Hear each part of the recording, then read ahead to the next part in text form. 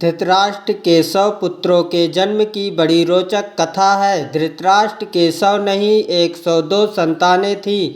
गांधारी अपने जीवन में एक बार ही गर्भवती हुई थी, लेकिन 100 पुत्रों की माँ कैसे बनी, आइए इस रहस्य को बताते हैं। इस कथा को सुनकर आपको पता चलेगा कि आज के विज्ञान के मुकाबले द्वापर का विज्ञान बहुत ज़्यादा विकसित था। एक बार ऋषि व्यास जी घूमते घूमते धृतराष्ट्र के यहाँ पधारे।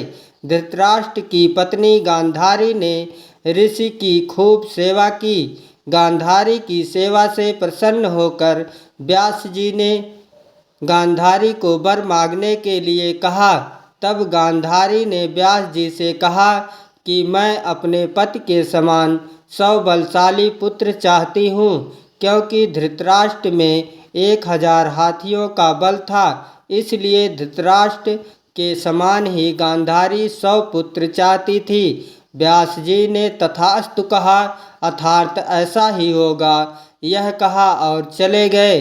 कुछ समय के बाद गांधारी ने धृतराष्ट्र से गर्भधारण किया, लेकिन गांधारी बड़ी दुविधा में थी कि 100 पुत्र होंगे कैसे, कितने समय में होंगे, यह तो व्यास जी ने कुछ बताया ही नहीं था। लेकिन अब एक विचित्र घटना घटी। गांधारी को गर्भधारण किए हुए पूरे 2 वर्ष बीत गए, लेकिन प्रसव ही नहीं हुआ। गांधारी बहुत परेशान, क्योंकि यह एक असामान्य घटना थी। तभी गांधारी ने सुना कि कुंती ने बड़े तेजस्वी पुत्र को जन्म दिया है।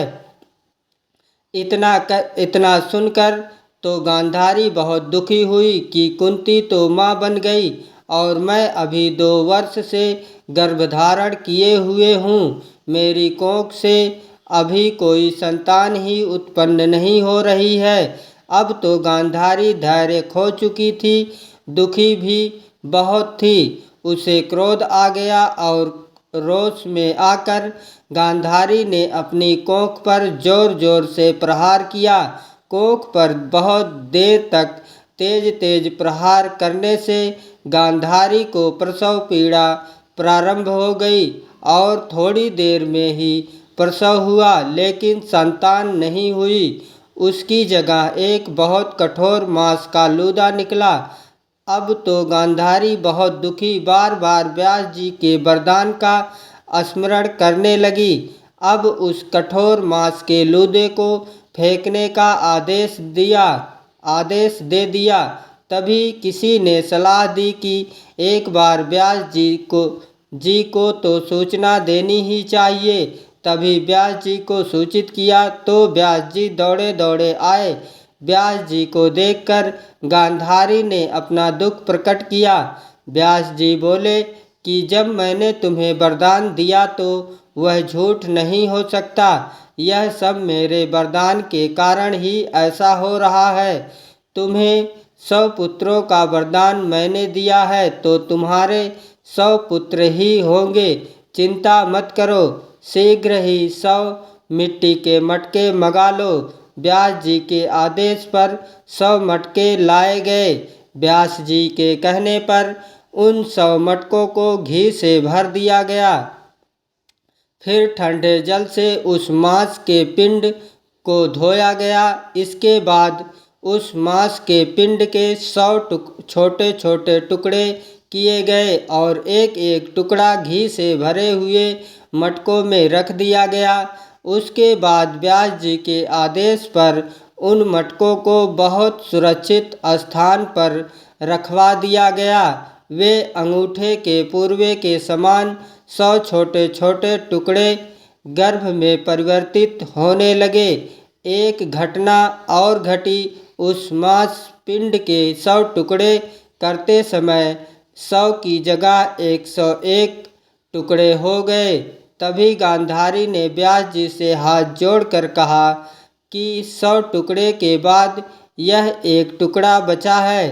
इस एक टुकड़े से मुझे एक पुत्री प्राप्त हो जाए तो आपकी अति कृपा होगी। व्यास जी ने गांधारी की बात मानते हुए एक और मटके की व्यवस्था की, उसमें घी भरा गया और जो 101वां टुकड़ा था वह उसमें रख दिया गया। उसके बाद व्यास जी ने गांधारी से उन 101 मटके की पूरी 2 वर्ष तक रक्षा करने का आदेश दिया।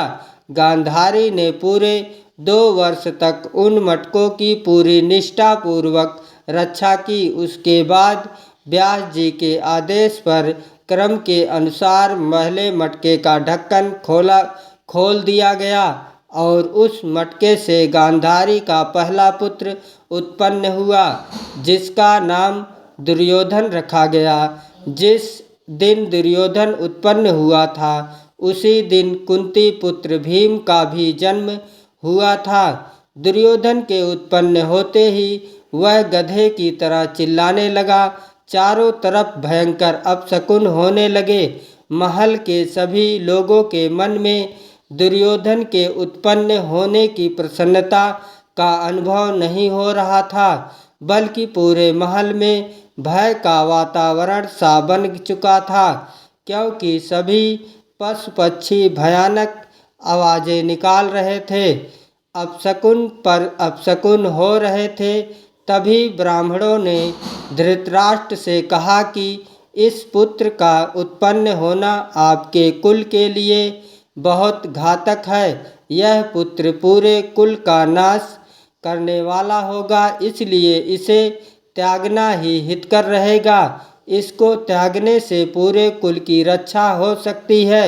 यदि आप कुल की शांति चाहते हैं तो इस पुत्र को शीघ्र अतिशीघ्र त्याग दीजिए और बाकी 99 पुत्र सुरक्षित रहेंगे। लेकिन धृतराष्ट्र ने ब्राह्मणों की बात नहीं मानी। उसके बाद क्रमशः एक एक घड़े का ढक्कन खोला गया और उसमें से एक एक पुत्र निकलता गया। इस प्रकार गांधारी के 100 पुत्र उन घड़ों से उत्पन्न हो गए। 101 में घड़े से पुत्री उत्पन्न हुई, जिसका नाम गांधारी और धृतराष्ट्र ने दुशाला रखा था। इस प्रकार एक ही महीने में गांधारी के 100 पुत्र और एक कन्या दुशाला उत्पन्न हुई। धृतराष्ट्र का युधिष्ठिर नाम का एक पुत्र और था। यह उस समय की बात थी जब गांधारी गर्भवती थी और अपने गर्भ से बहुत परेशान थी। उस समय धृतराष्ट्र की सेवा में वैश्य जात की एक स्त्री रहती थी। धृतराष्ट्र के गर्भ से उस वैश्य जात की स्त्री ने एक पुत्र को जन्म दिया था, जिसका नाम यूथस था। यूथस भी बहुत शक्तिशाली था। इस प्रकार हमने धृतराष्ट्र की 102 संतानों की कथा सुनाई और गांधारी की 101 संतानों के जन्म के रहस्य के बारे में बताया। राधे राधे। जय श्री कृष्ण।